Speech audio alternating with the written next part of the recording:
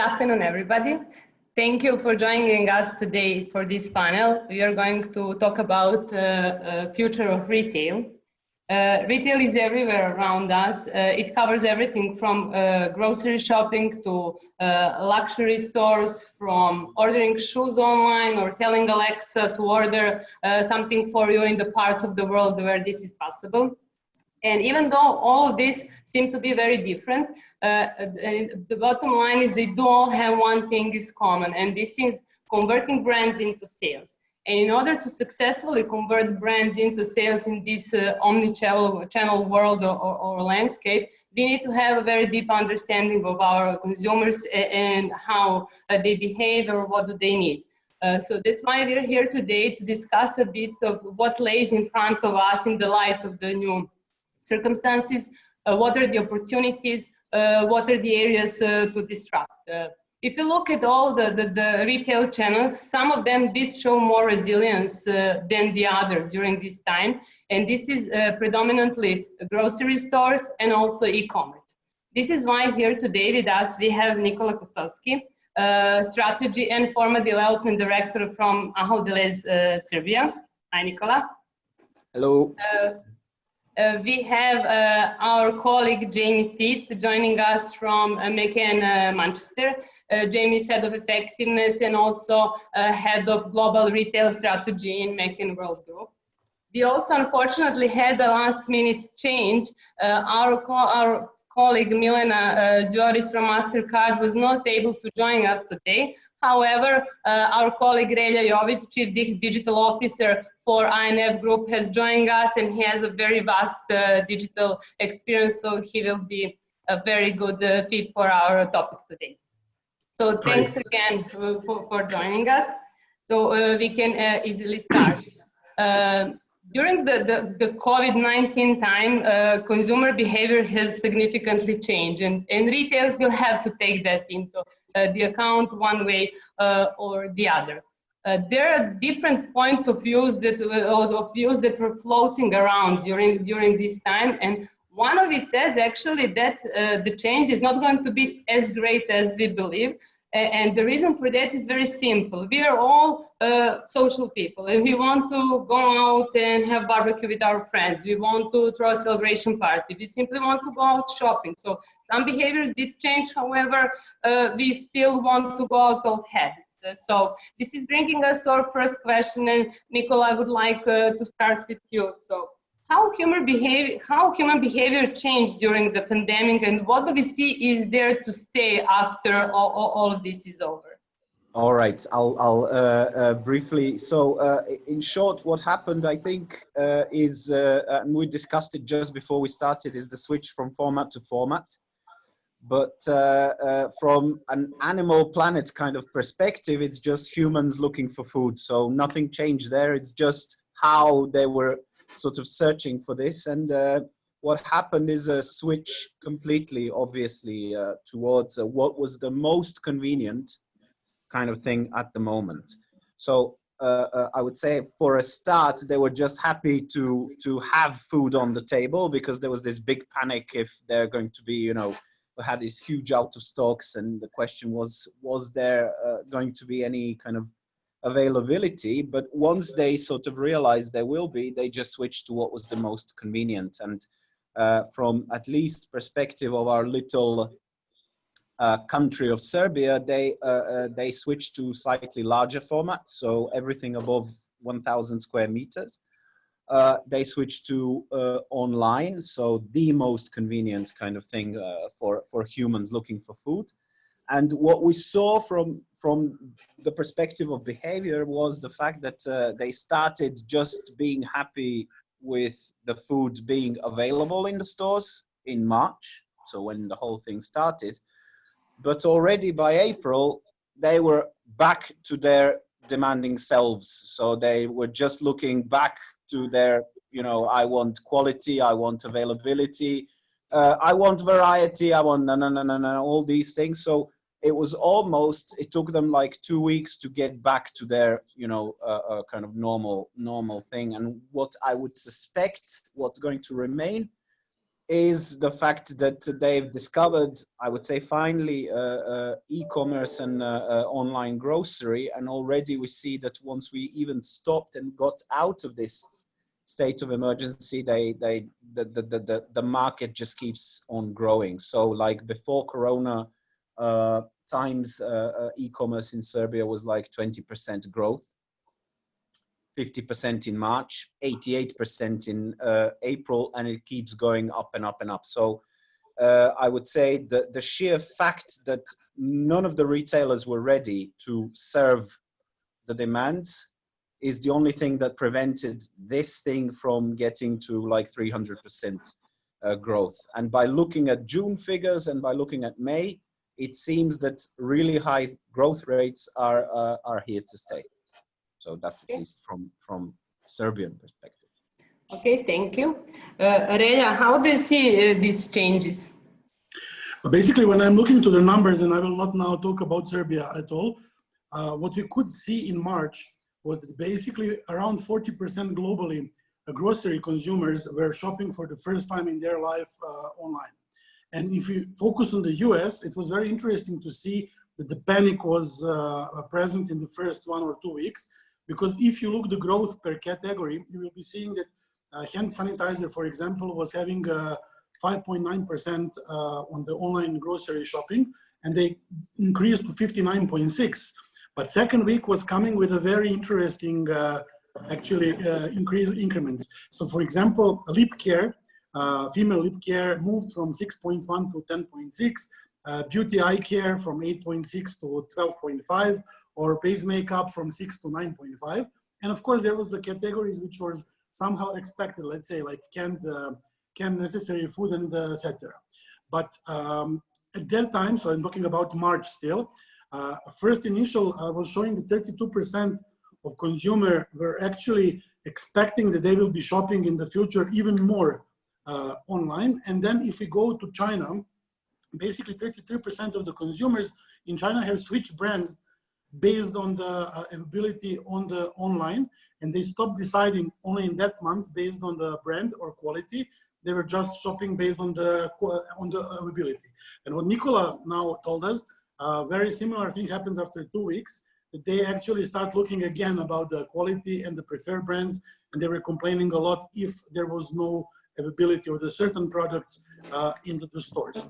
So basically, once we move out from the zone of the fear and adaptation to the new situation, I would say that the regular behavior of the human race reappeared, and they start basically, shopping impulsively and as well for the luxury and not only commodities. So basically, it's just shifting from the one model of buying to another model of buying. And what Nikola as well told us that basically one of the biggest obstacles to the growth of online in Serbia was readiness of the retailers to serve customers online.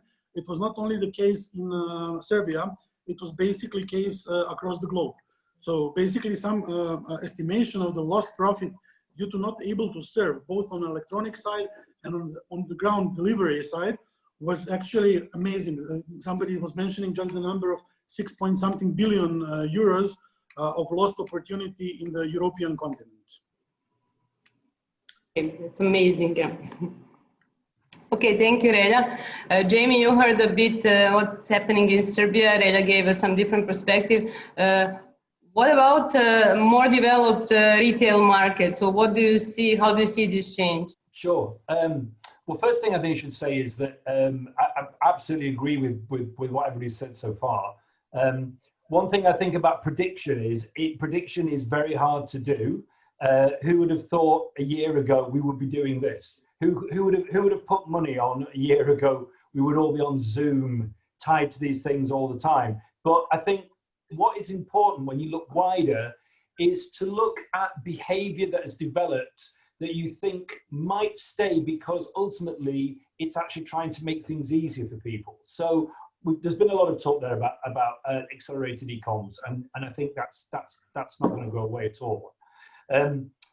The effect on cash is interesting. So there's a massive increase now in terms of penetration of cashless payment. So whether that is either in a local store or in a big store, coupled to health risks as well. People are increasingly using direct card payment. I think I didn't take any cash out of a bank machine for 8 weeks because I just didn't have any need to have any cash in my wallet. Even my local sandwich store was taking credit card. So I think that's a behavior that's going to stay. And I wonder what that then means. We're seeing also amongst groups of people you would have traditionally thought wouldn't do online banking, older groups of people, they're doing it now, forced by the virus, forced by the crisis. That's not going to go back. So that in itself is very interesting. But I think the second thing is there's definitely been a macro rise in empathy. So I think it's been calling many things. It's been called sort of heightened awareness. It's being called the Great Reset. But one of the things that happened is an intersection between this happening and local shopping. So you've had people actually now through habit and through force, as well as doing a big shop, maybe at a supermarket, once larger shops, less frequent, but then also shopping locally and supporting local businesses. I think they've also become aware of those people for the first time. And maybe that is something that will not go back quite so quickly. And there will be a feeling around community and around local stores. And this is being seen all over the place. This is a widespread effect.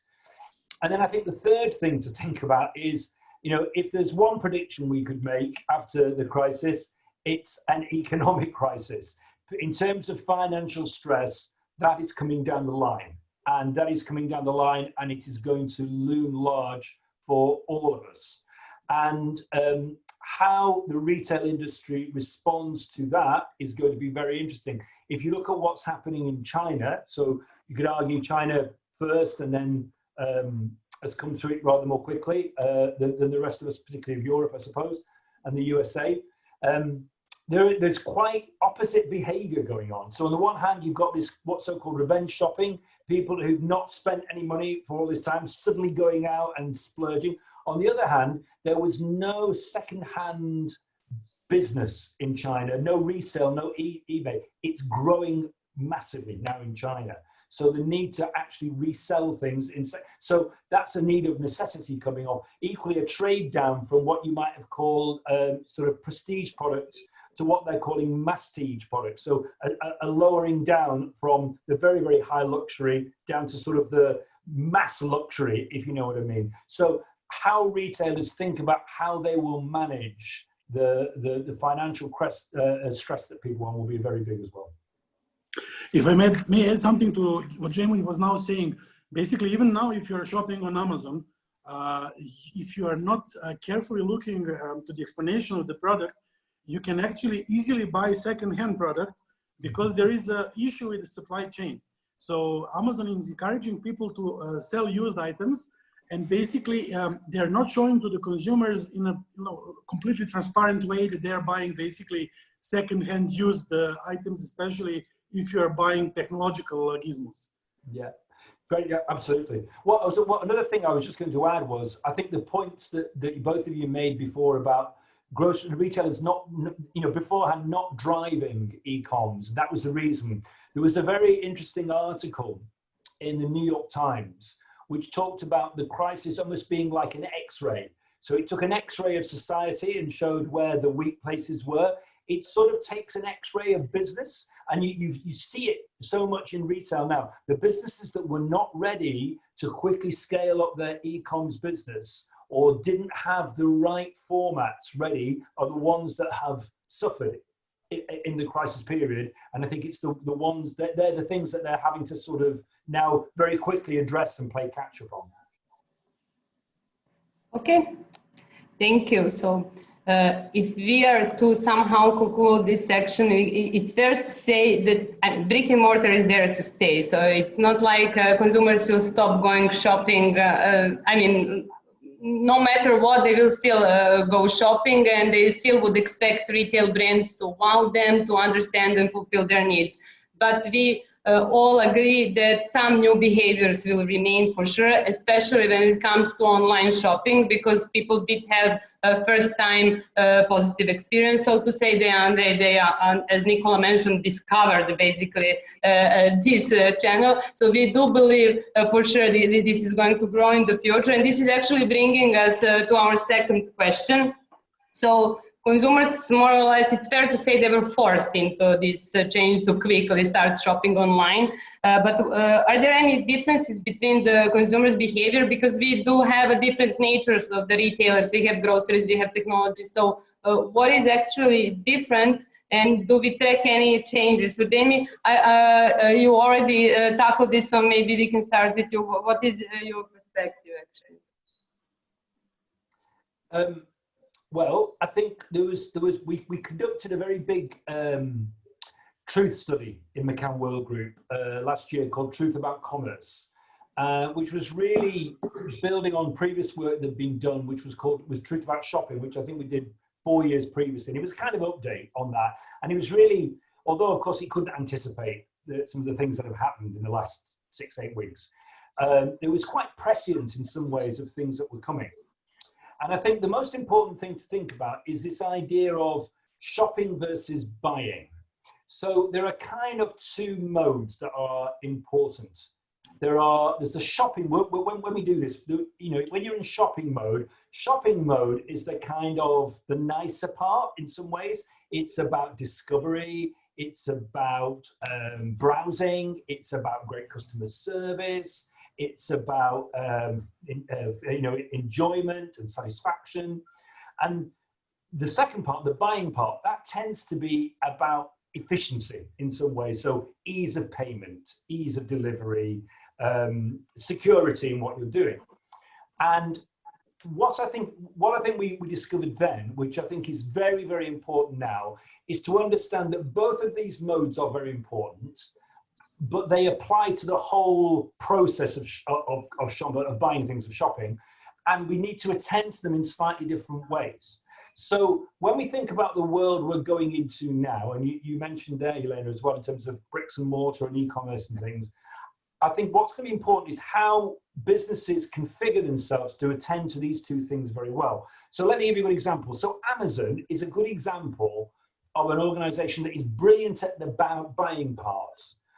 It's pretty lousy at the shopping part, or the browsing or discovery. It's not very good at that. It's not easy to navigate. You pretty much need to know what you want, and then, you know, but it's not good on that. So one of the things to really think about in the future is how can businesses configure themselves better to look at this? So the social channels that exist, things like Pinterest, things like Instagram, things like Facebook, there's a great potential for them to be used to deliver that shopping part, that browsing part, in a much more interesting way. And we're starting to see it now. There are food brands are using Pinterest. You can buy through them, you cook, then you post things back on. Flower delivery services, you get it around, you do flower delivery at home, you post it back on Instagram, etc., etc., etc. Some of the fast food retailers using them to have conversations. And we're actually seeing a movement back to some of the channels we've not seen before. So Facebook, actually younger people moving back to Facebook for some of these reasons as well. So I think it's a very, very interesting. It's be a very interesting time. The second thing is, I think the other thing I just wanted to say was, I think after all of the horrific period we've been through with the crisis, and the need for retailers to obviously be almost guardians of public health and think about how we can help us through this crisis, both in terms of using them and the information about how we might want to live our lives now. I think we're all looking for things that will actually now lift our spirit, and how retailers in the future use the different channels to provide these kind of elevated moments in the new circumstances that we're living in will be very important as well. Okay, now one interesting point that you mentioned different social networks, and we did see definitely that they are, so to say, rising as a sales channel. Do you think that traditional retailers are going to adapt this fast, actually, and to jump on the train, so to say, early than they usually do? I think the important thing will be to not just push all the usual stuff that you would do onto social channels. It's to think more about a sort of properly connected commerce. How do these things work together? And how can that deliver you something new? So there are some good examples. So there was I think Adidas, Nike or Adidas, I can't remember now, which did a thing, an augmented reality sort of shopping event where you, for one of their trainers, one of the Jordan trainers, where you were able to participate in the event with your phone at a particular basketball court. And then at the end of it, you entered into an online shopping experience where you could buy the trainer as well. So it's thinking more about how you integrate and use the channel in a more creative way, rather than just thinking about it in a sort of performance marketing way. So there's been that bit's always been pushed very much down the funnel. And it's always been the digital part, and it's really been about the fulfillment bit at the end of the funnel, the conversion, if you like. But then thinking a bit broader, how do you use that whole funnel to build your brand as well as converting? How does it all work together? That's what's going to be really important. And I think the smart retailers are the ones who'll think about this quite quickly. Great, thanks. I have one more question for you, and we did mention this a couple of times during in the beginning of this discussion. We mentioned the disruptions, and we know that in UK, let's say half of the consumers' online orders were affected with some sort of disruptions, whether it's a stock out or not being able to. It doesn't matter. They had some sort of a negative experience. Do you think that this is going to influence their future behavior to decide to continue using these channels? That's a good question. So particularly with grocery, at the start, it was chaos, because suddenly everybody was trying to, or people who'd never been, there just was not enough slots, and people were asking for slots, and they were saying, I want to buy some groceries. First slot was in 2 weeks' time. Well, this is ridiculous, isn't it? It's no good for anybody. But I think the retailers got their act together pretty quickly. So Tesco, we were chatting before, weren't we? Tesco added 1 million, they now added 1 million new customers. And what we've seen in some of the Kantar data, which is obviously it's a 4-week delay in terms of when you see it, but there seems to be repeat purchasing. So this wasn't just a one-off. It wasn't just a crisis thing. Now, undoubtedly, some people will drift away, but I think it has driven a mass trial and penetration that will stay there, to the extent that other retailers, so Aldi, for instance, in the UK, they only had very limited e-coms. They had it in wine and they have it in non-food. They've already partnered with Deliveroo. So Deliveroo is like a third-party delivery service. They're already doing that in some of their stores. So they've already had to address that issue because they simply missed out, and I think will continue to miss out if they don't have the right format. And I think this is across the board. It will really, I think, then it also then begs the question: what will happen with bricks and mortar? Will they become more showroomy? Will it be more about the experience? Will it be more of an advisory service? It will have to be thought about very quickly.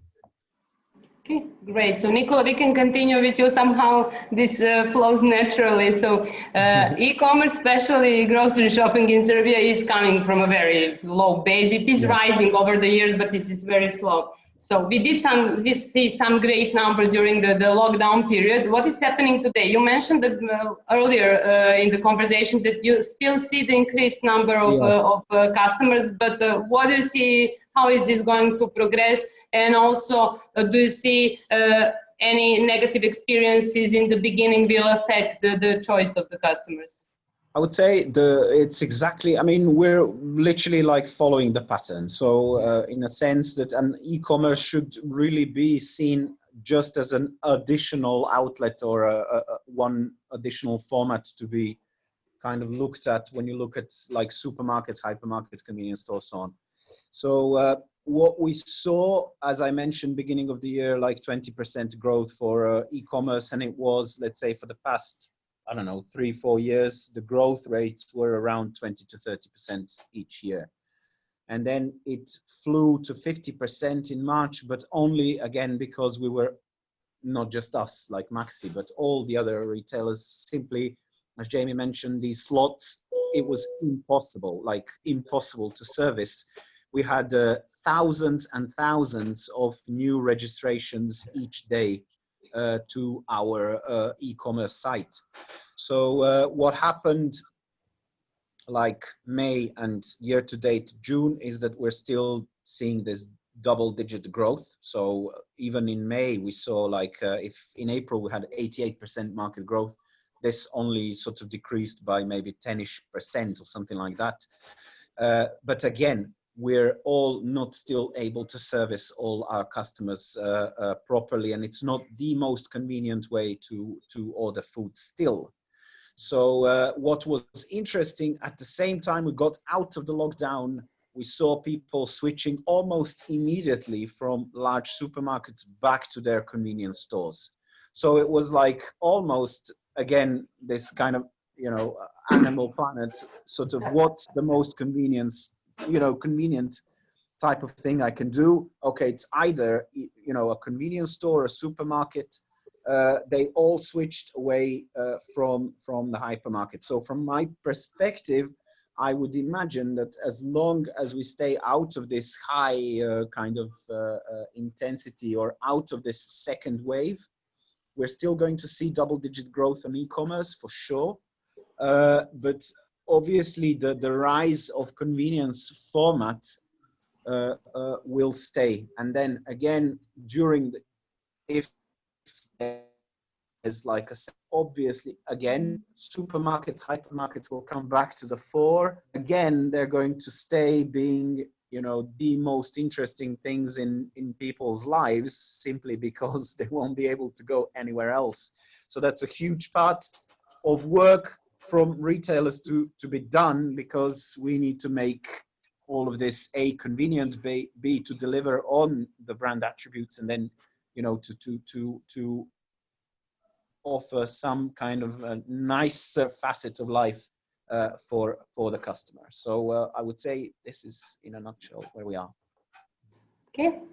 Relja, we know that for something to stay, it has to be useful or helpful for our consumers.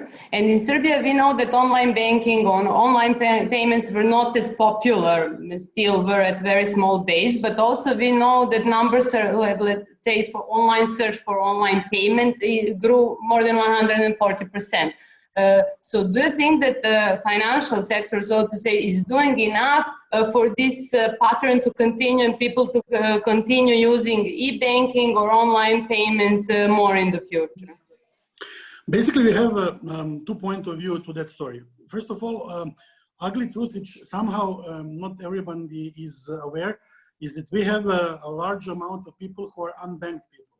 And these are the people who don't have a banking accounts, which basically means that these people does not have access to the credit cards.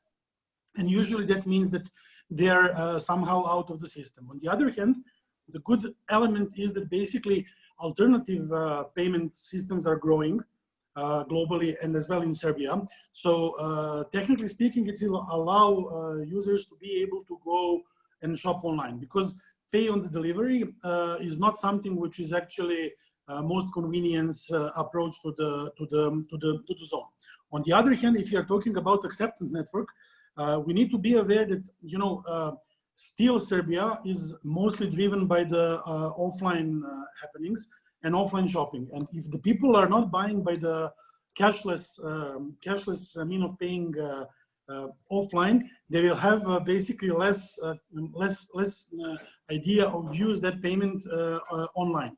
So what is currently happening, and it was a little bit slowed down by the COVID infection, is that Central Bank of Serbia is introducing the IPS, which is basically the system for cashless payments inside the trades, even without using the cards. So basically it's mobile bank application, which is working by using the QR codes on the seller and the buyer side. And it will allow basically people to pay not only in the physical retail, but as well on the online side. And it will actually help people and small retailers especially to lower the cost of the transaction, because cost of the transaction is as well something which is forbidding and banning small retailers to go to the especially online zone, where the percentages are relatively higher if you have a basically low scale of the product. So basically, financial sector need to go more into the allowing people to have alternative methods of payments. And what I'm seeing from Jordan, because I'm still in Jordan due to the Corona crisis, what I'm seeing from here that's happening in Serbia is that basically some virtual mobile operators are start offering beside the SIM cards as well prepaid cards, paying cards, which I think will help people going more online. And as well, this will basically encourage the whole story. On the other hand, I believe that the big retailers, as the one from, as Nikola coming from, will create the habit, you know, because basically if you can choose now convenience between the small format of the stores or online, and if delivery is on time, in a convenient time at the door, and if you're talking about the commodities, where you are basically doing the buying, as Jamie explained before, I believe that the online has a great impact as well. I believe that the small producers, when we are talking about the Serbia, will have a chance to go online and to offer their niche products to be actually widely distributed, because it's not easy for the small producer to reach the audience because of all the ways how you are listing your products to the retailers and other things. So I believe that, you know, many things need to combine in Serbia, especially, which is the country which has a low trust in the virtual paying methods as well, having the history of 90s in our minds. But on the other hand, what was very interesting behavior in Serbia, and I will try to illustrate this with this meme from the internet from my mobile phone, was that many people were spending a huge amount of money, especially on the Chinese retail stores like AliExpress, during the quarantine, just as entertainment. So if you cannot read on this picture, what is written is basically me coming out of the lockdown with a random shit I bought online. So actually what happened during the Corona crisis was that people were actually entertaining themselves by random stupid shopping. And if they really receive the goods, I believe this will as well move the habit to the direction like, okay, I was doing stupid things during the quarantine, let me do something now which is basically part of my commodity routine. Great, that's very interesting actually. So we heard some great numbers, like 40% of current online grocery shoppers did their first purchase ever in March. This is really amazing, and this is just telling us how fast can people change and adapt to new circumstances. We also know from the research done by our research unit, Polaris, that searches like online payment or home delivery grew for more than 140% actually here in this market, which is, you all agree, a huge number. So it is yet to be seen what happens to these trends. We all agree that for sure it will continue. If people had a positive experience, they would just have more choice, and we believe that these channels for sure have the future and they will continue to grow. So this was we heard some really interesting stuff when it comes to channels and to sales. I would like us to talk a bit more about brands. So what about our brands? What do we see after the pandemic? Did we come out stronger? How important was a meaningful role of our brands actually? So Nikola, what do you think? Have we come out stronger as a brand or after all this, or we're still actually in this situation? So what was interesting was basically my department is also doing the insights. So we were, let's say, out in the field doing our usual, let's say, NPS/satisfaction survey in front of the stores when Corona hit.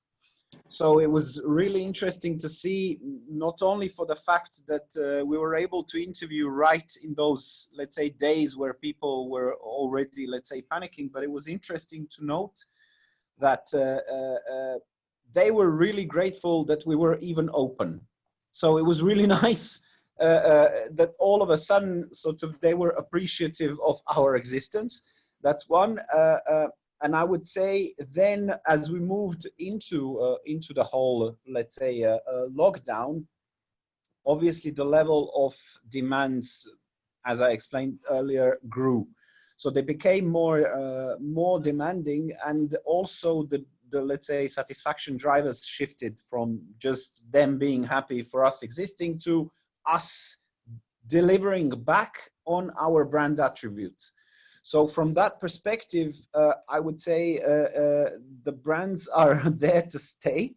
And it's as usual, they need to deliver on their promises, because that's what the customers hold them accountable for. And I would imagine it's all going to continue, and a successful brand obviously will be the one that will be able to deliver, because actually during the past few months, it was extremely difficult to deliver even on most basic things like wide assortment of products, like in our kind of brand DNA, wasn't something that we were very able to deliver every day for the past 2 months. Freshness of products and things like that, no queues, stuff like that. So I would say these are the things that we need to kind of show for ourselves in the future. So I would say we're, let's say, increasingly interesting for the customers. We're one of the few sectors that remained open. So I would say the brand equity is as important as ever.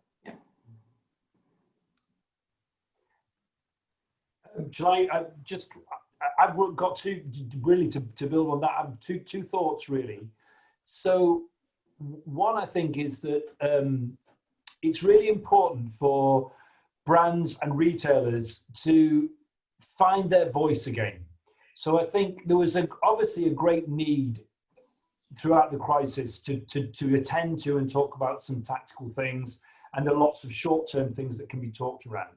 But I think the retailers that are going to win and will carry on winning are the ones who can find their voice and express that clearly across all of their communications. So there's some good examples. IKEA, I think, did some good examples. Even when they were talking about things that were related to the crisis, people staying at home, etc., they did it in a very IKEA way, and it reinforced their meaningful role really well. There's a great piece, if anyone wants to search on YouTube, somebody did a whole compilation video, I think mainly in America, but of lots of retailers and brands, and of the ads that they produced during the COVID crisis. They are all the same. So they all show moody lighting, they all show piano music, they all show people looking concerned, then there's an uplifting bit, and that's great. But what's really important is, how do you become distinctive again, and how are you distinctive in your voice that reinforces your meaningful role? That is really, really important. I think the second thing to say is, we talk about, brands playing a meaningful role in the lives of people. I think what we should really think about now is, how do brands earn a meaningful role in the life of people? In other words, it's not just about meaningful communications, it's about meaningful action. What are you actually doing to help people, to help your customers, and doing it in a way that reinforces your meaningful role? There's a very interesting website called Did They Help, which has popped up in the UK. So people are rating businesses on what they did to help them during the crisis. So it isn't just about sticking the foot on the gas with marketing. It's about, what are the meaningful actions that you did that mean that you earn that meaningful role in the lives of customers. Great. Relja, what do you think? Basically, I honestly believe that a lot of things are being changed in the complete purchase cycle and purchase thinking of the people during Corona. So let's go with the economy of sharing, because both Jamie and Nikola have covered a lot about the traditional trade or online e-commerce trading, but economy of sharing, I believe it's changing completely.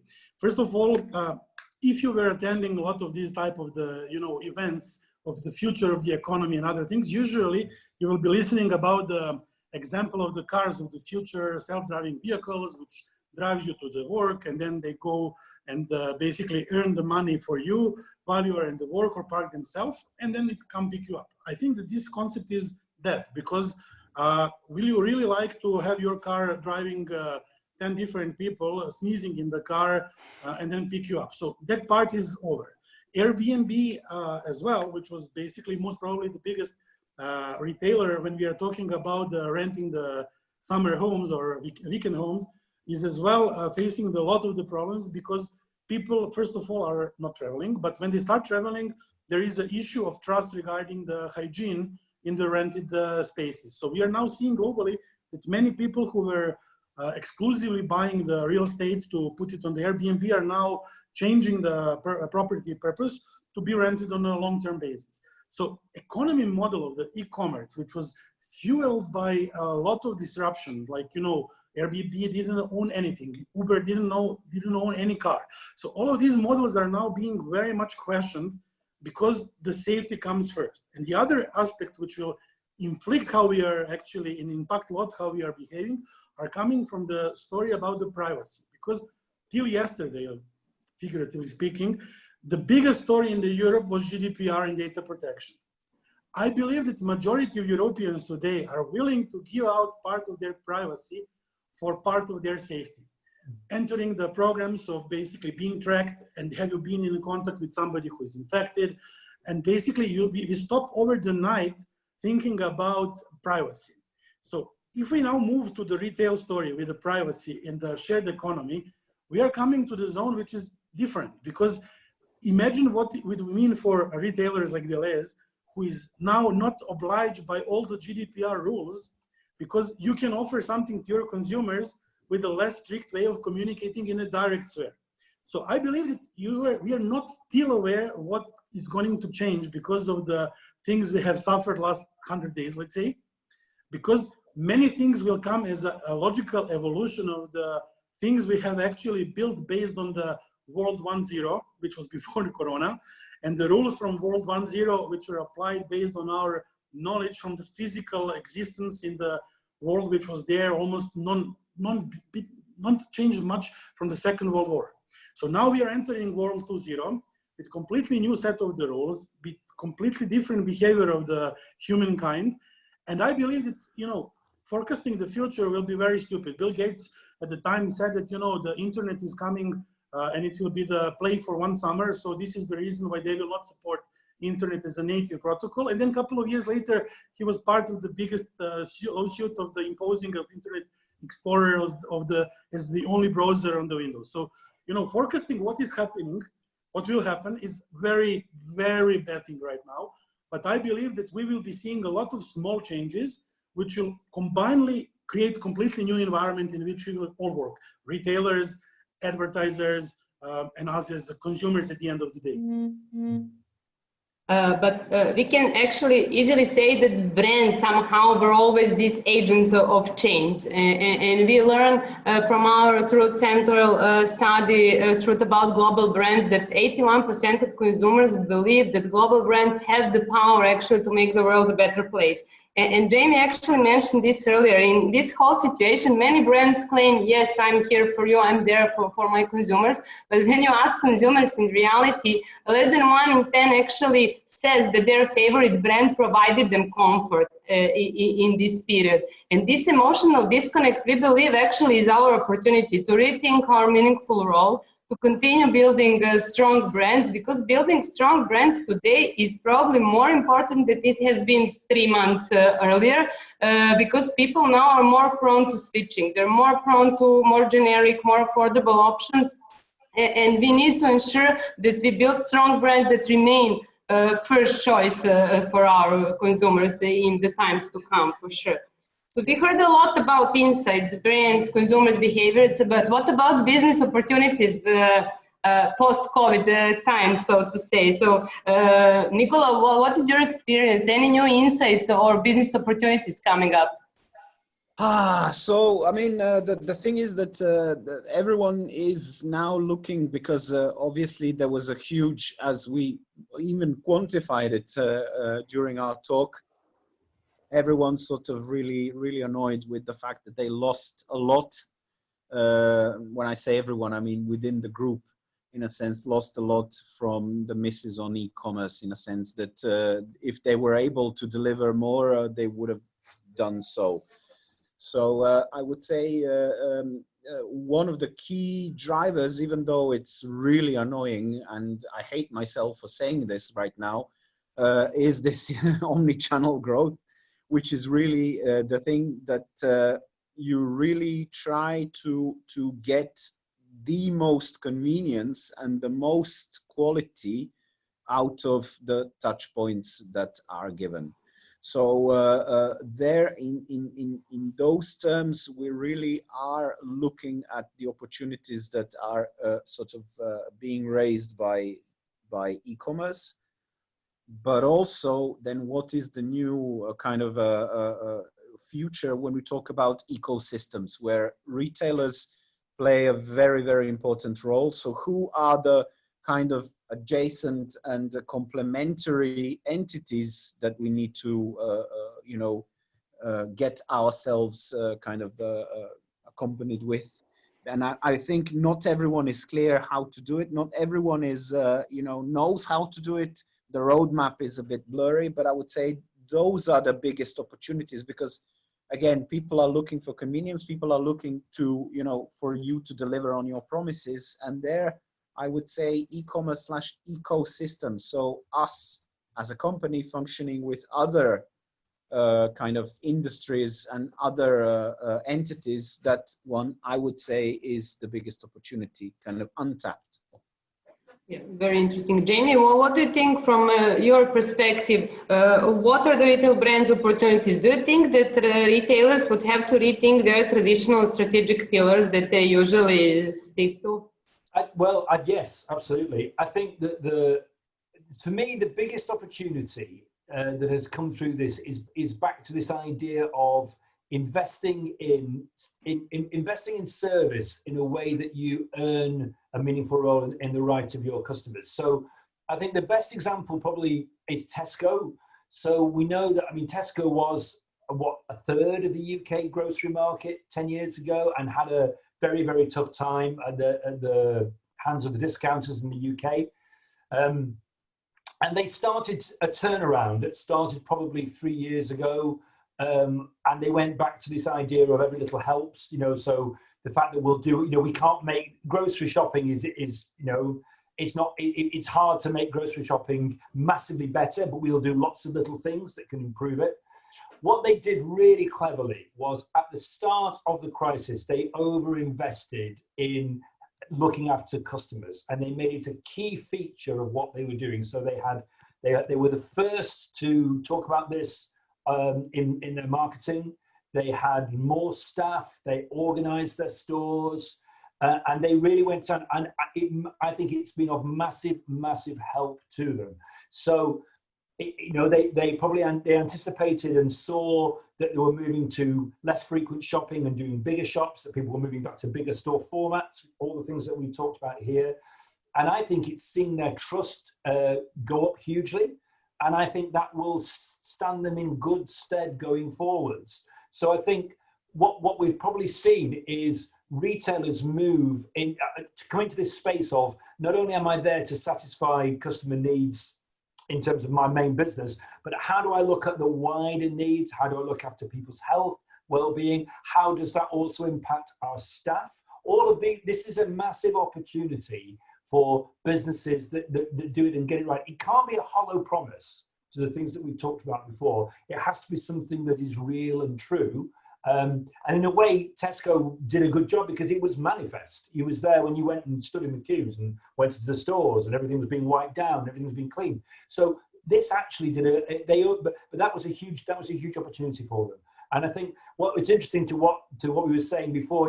Perhaps prior to the crisis, the imperative was about efficiency. How do we make everything more efficient? How do we make things more low touch? How do we automate? How do we maybe, and this coupled to this rise of a rise in empathy and awareness of things around us, this is a shift. And it's a shift that retail and brands will have to get used to. Great. Relja, what did we learn? What do we see as opportunities going forward? Listen, they told me once that I should never come to any panel without preparing the list. So for this panel, I prepared a list of 3.5 advices. So I will start with that half. first, and then I will go to the remaining three.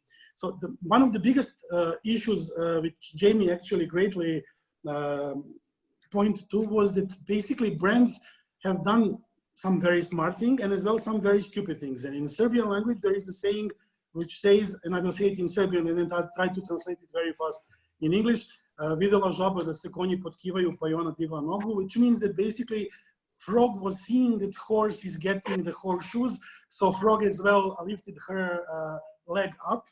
And basically, like, you know, seeing the dramatical ads where people are sitting on the family table, bringing them closer, it's stupid and it's not helping their business because, you know, this is just taking the opportunity of being a vulture of the bad situation humanity faced.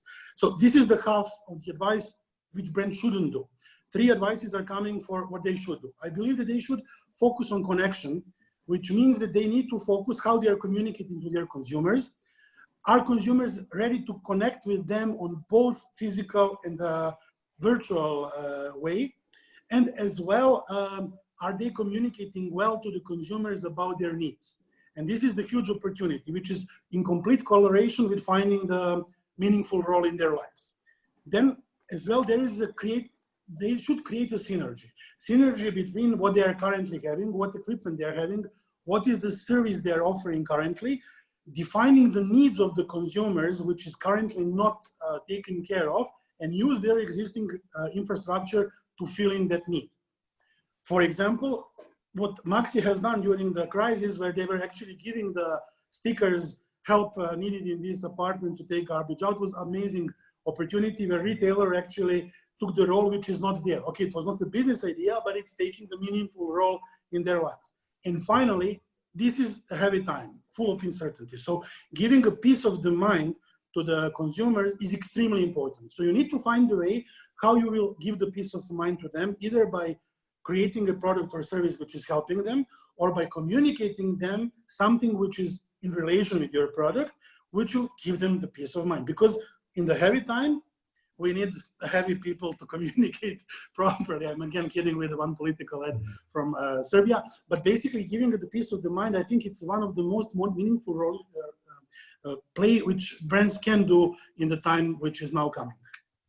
Yes, and in times like this, actually, behaviors are very quickly changing, literally overnight. And one thing that is certain is change, we can say. And no matter how hard it is for us to adapt to any change, we really believe that this change has brought lots of positive stuff and new opportunities for our consumers, that at the end they will have more ways to satisfy the different needs that they have. So like even the times are heavy, there is a light at the end of the tunnel, and it will make probably our lives a bit more easier after this. So thank you. This was really inspiring and interesting discussion we had so far, but we did receive some questions, so I would now move to answer actually some of those questions. We have just enough time to do so. So question for Jamie. What do you think about Zara announcement about closing large percent of shops and investing billions online? I have a feeling that Corona is just an excuse and that fast fashion concept is on the verge for a long time. Interesting. Well, it's interesting. I mean, I don't know whether we saw the news yesterday in the UK. So we had what we would call non-essential stores, retail was allowed to open yesterday. So price of food. So Primark, I don't know if you know, it's Primark, cheap, fast fashion. They have no online offering. There were queues outside Primark from 5 o'clock in the morning yesterday, all around the UK, and people saying they could not wait to go back in to buy summer clothes and all this kind of thing. So I think everybody was talking about, you know, a massive change and everything would go online, and also fast fashion, all of the stuff around fast fashion, you know, the where it comes, the production and the stress that can put on the environment and so forth. But there were still huge queues, and it comes back to what is the meaningful role of that brand and people wanting some degree of elevation, a lifted moment to lift their spirits. So I think fashion is fashion will, if we look at what's happened in China, actually the online fashion is does very well there. I think the bricks and mortar channels has been slower to recover, but they were in quite a different place anyway in terms of the development of their e-coms. So I actually think there will, personally, I think there still is a big role for bricks and mortar in fashion. I think again, but it's about what your meaningful role is and how you fulfill that through the retail asset you have in terms of how you use your bricks and mortar and so forth. Okay, thanks. We have one more question, and this can go both for Jamie or Nikola. How do you see further development of private labels and shift our consumers toward the consumers toward locally produced products? Right. I'll do a brief one, and then Jamie can give his view. There's absolutely no difference between private label and an A brand. So if you want a successful private label, as we all know, it has to function exactly the same. So it has to have its like key attributes and so on. So from that perspective, I don't think it's any different compared to any other brand. But when we talk about small producers, one of the key things, again, and it's the same kind of, sort of terms that the small producers have to overcome also, is the fact that they have to make appealing product that can be distributed. So, and here in Serbia, at least, when we try to help the local food growers to get onto the market, we developed this kind of a green market kind of portal where they could sell, but the user experience was zero or sub-zero, and it was really difficult for them to for the customer to navigate around this. So small producers either, and then come to this ecosystems, they will have to find a way to get their product shown in an appealing way, communicate it well, and then sell it somehow that in a way that people find it convenient. Mm-hmm. So there, I'm not sure if I answered this, but basically these are my kind of from the hip kind of thoughts. Jamie, would you want to add something? Well, I mean, we've seen across, say, the UK and the USA, there's huge conversion from brand to private label. It's largely driven by price saving, of course, and then, of course, by the growth of Lidl, by Schwarz, and by Aldi, and the other discount formats as well.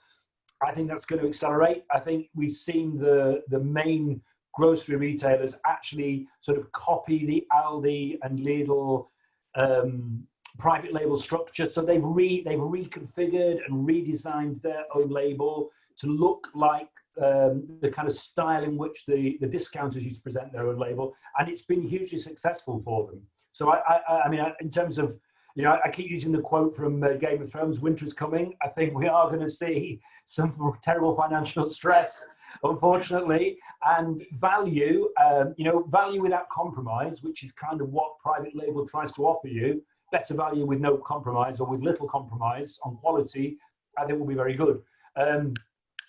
In terms of local produce, I think this is a big, it's a massive growth area. So it used to, provenance and sort of local produce, it used to be very strongly linked to national identity. So for instance, Ireland or Scotland or a region would have certain food characteristics that you would talk about. It's becoming much more national. And I think it's becoming much more widespread. And providing the products are of the right quality, and providing they can also meet demand, I think it's a big opportunity. Because usually what locally sourced products do is provide you with the ability to tell a story and to engage with shoppers in a more emotional way. And that can often help build the meaningful role connection that a retailer has. So I actually think local source, because and again, this heightened hyper awareness of empathy of things around us that's happened, I think will help fuel that as well. Yep. Great. So before we end, I would like actually to ask you a personal question. You all as a consumer, so what would be one most insightful thing for you that happened during the lockdown, you as a consumers? And we can start with Relja. He's in a very unique position. So what would you say? Basically, my unique insight would be you need to be very careful what you're wishing for, because I was always wishing that I will be able to spend some period of my life living in the hotel. And it ended up by me living more than 70-something days in a hotel in Jordan during the lockdown, which really I wanted to kill myself at the end of the day, out of the boredom and, you know, living in the hotel. So for me, when you say COVID, it would be the story about the hotel. And the hairstylist from Jordan, when he saw me, because I was doing during this first 60 days of lockdown some, you know, hair cuts by myself, he told me when he saw me, he told me literally, listen, till today, for me, when somebody was saying COVID, I was saying khara, which in Arabic means shit. But from today, when somebody tells me COVID, I will say Mr. Relja haircut, because you are something worse I ever seen in my life. So haircut stylist and hotel are two insights for me. Great. Nikola? How quickly we adapt to anything. We're almost like cockroaches. It's amazing. So it's like how quickly we sort of adapted to being locked down. That's my biggest thing. And the second thing is what happens to the cities. I think the city will see some change if this continues, because it's no longer going to be so convenient and nice to live in a city. So that, I think, is the most interesting kind of next thing to look for. Okay, interesting. Jamie? Well, I think mine, both of those are brilliant, by the way. But my other one would be that you can take pleasure in the small things in life. So I don't think I've ever cooked so many meals, baked bread, made cakes, talked to friends online that I've not talked to for a while, gone for a walk with the dog, all these kind of things, and noticed things around where I live. Just noticed nature and noticed flowers. And you know, all this stuff was there. It's all there. And I could have done all of these things before, but I kind of didn't have the time to do it. And I think that's interesting. And makes you sort of re-evaluate and reprioritize things. And you know, and if I'm feeling that, I'm sure there are millions of people who are feeling similar things in some ways. Thank you.